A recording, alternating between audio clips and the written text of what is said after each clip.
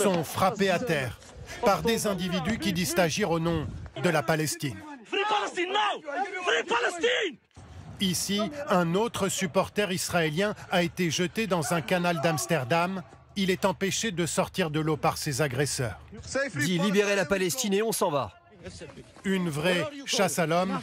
Où tu vas comme ça? Viens ici. Qui s'est déroulée juste après le match de football opposant l'Ajax d'Amsterdam au Maccabi Tel Aviv, au retour des supporters israéliens dans le centre-ville. Quand on est arrivé au tram, il y a quelqu'un qui m'a chuchoté à l'oreille, surtout ne parle pas hébreu. Il y avait plein d'hommes qui nous attendaient à la recherche de juifs. Ils ont tapé les gens. Ils nous ont fait vraiment des choses horribles. On est resté cachés à l'hôtel jusqu'à ce qu'on puisse sortir en sécurité. Avant le match, une marche pro-palestinienne avait donné lieu à des affrontements entre cette fois les manifestants et la police. Au même moment, les supporters israéliens, tenus à l'écart et encadrés par un important dispositif de sécurité, prenaient la direction du stade. Ils entonnent alors des chants anti-arabes et à la gloire de l'armée israélienne. Certains de ces supporters ont été filmés en train de décrocher un drapeau palestinien. Mais ce n'est qu'après le match que la situation a totalement dégénéré. Hier, il y a eu une explosion d'antisémitisme, comme on espérait ne plus jamais en voir à Amsterdam. Le président israélien a rapidement dénoncé un pogrom au cœur d'Amsterdam. Le Premier ministre Benjamin Netanyahou a décidé d'affréter 4 avions pour rapatrier les Israéliens. Le premier avion est arrivé en début d'après-midi à Tel Aviv avec des supporters traumatisés. Alexandra Allais, bonsoir. On vous retrouve en direct d'Amsterdam. Où en est l'enquête ce soir, Alexandra? Que sait-on des agresseurs? Oui, eh bien, 62 personnes ont été arrêtées par la police néerlandaise. 10 d'entre elles, dont 2 mineurs, vont être jugées dans les plus brefs délais dans le cadre d'un procès accéléré, a déclaré le procureur général néerlandais. Selon la police, les auteurs se sont rendus coupables d'actes particulièrement graves. Ils ont, et même si tous les blessés ont ce soir sont sortis de l'hôpital, ils ont été jusqu'à pourchasser, agresser ces supporters israéliens dans les rues pour les attaquer, les agresser. Ça constitue des circonstances aggravantes. Enfin, l'enquête se poursuit ce soir pour déterminer avec exactitude le déroulé de cette soirée. Les autorités assurent qu'elles rechercheront chaque auteur de ces violences.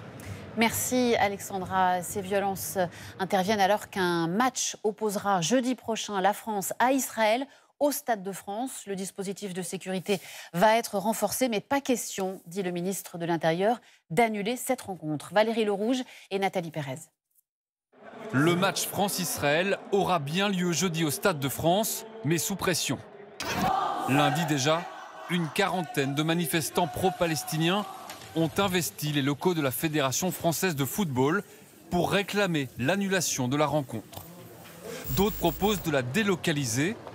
Pour le ministre de l'Intérieur, pas question de céder, même après les incidents d'hier soir à Amsterdam.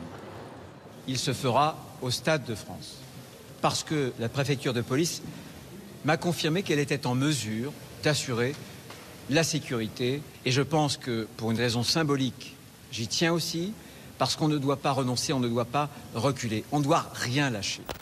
Depuis un an, les matchs impliquant Israël sont tendus.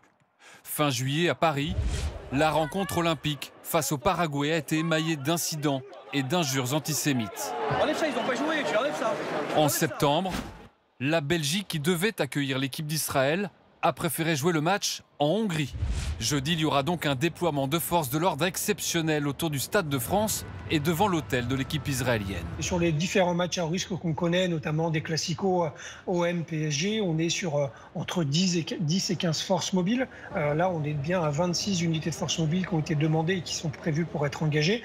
Donc on est réellement sur un dispositif surdimensionné. Environ 3000 policiers et gendarmes déployés pour un stade qui sera aux 3 quarts vide. Moins de 20 000 billets ont été vendus. Attention aux orages si vous êtes dans l'Aude ou l'Hérault. Ces deux départements sont placés en vigilance orange à partir de ce soir.